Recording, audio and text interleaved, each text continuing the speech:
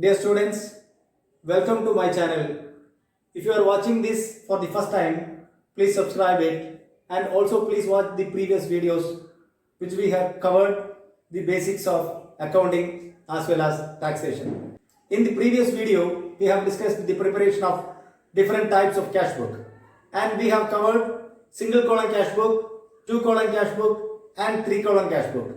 Today, let us discuss the petty cash book. What is the situation under which a petty cash book is maintained? Suppose an organization, a business entity, having a large number of transactions, a large customer base. Simultaneously, they will be having a large number of small transactions in the form of postage, telegram, courier charges, small conveyances or transportation, stationery, printing, etc. And the main cashier will be busy with dealing with the customers, so it is undesirable to disturb him for the petty transaction of cash.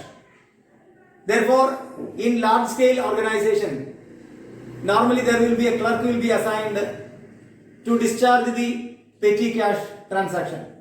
The petty cashier started with the cash received from the main cashier, and he will basically report to the main cashier with respect to the payment that he has made. And if any balance will be there in the petty cash book, that will be entered in the balance sheet at the end of the accounting period. Say for example, March 31st of every year. So today let us discuss the format of entering transactions in a petty cash book. So assume that this is the format of a petty cash book, which will be containing column 1, 2, 3, 4, 5, 6, 7, 8, 9, etc. We can expand or extend whatever number or types of transaction that we have in the columnar form. So normally the petty cash book will be maintained in columnar form, in the sense that columns will be provided for different types of transaction which is having same nature but it is very small in value. So the first column will be for cash received.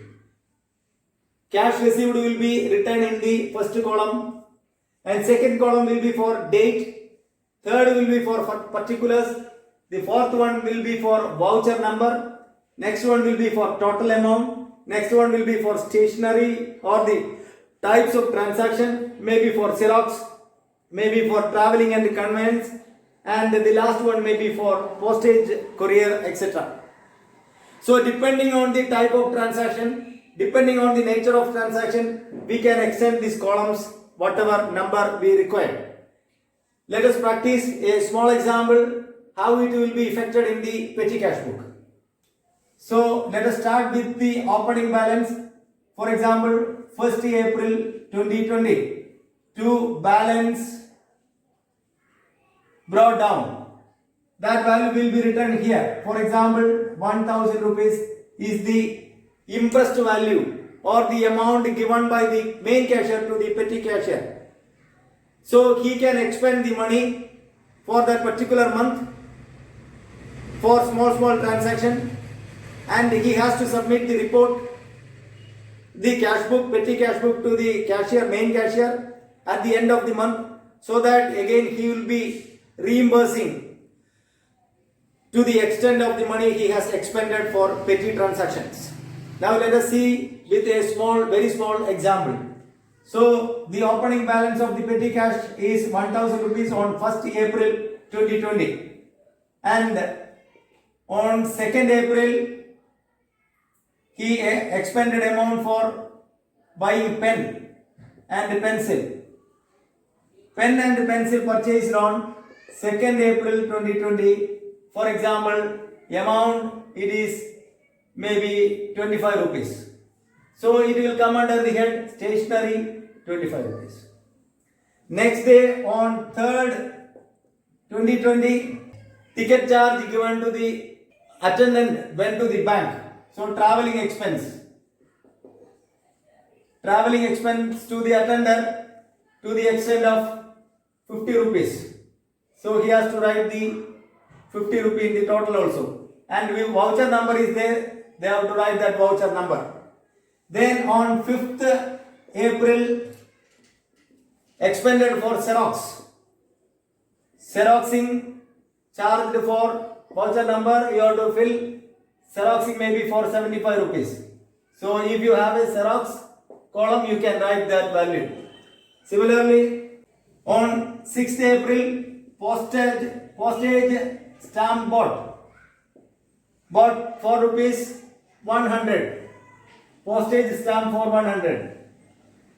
Another transaction on 15th April 2020 for courier charge, maybe 25 rupees. So whatever you are writing in the columnar way, that full value, total value you have to write in the total column. Then on 30th April 2020, travelling expense given to the attendant went to the bank or post office, maybe rupees 125. So it is travelling expenses 125. Now we have to total each column, we have to total. So the total amount expended by him during the month is 400 rupee towards the petty transaction. Now we have to total it, we have to balance it.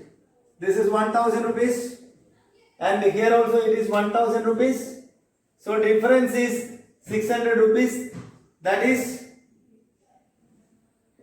balance carried down.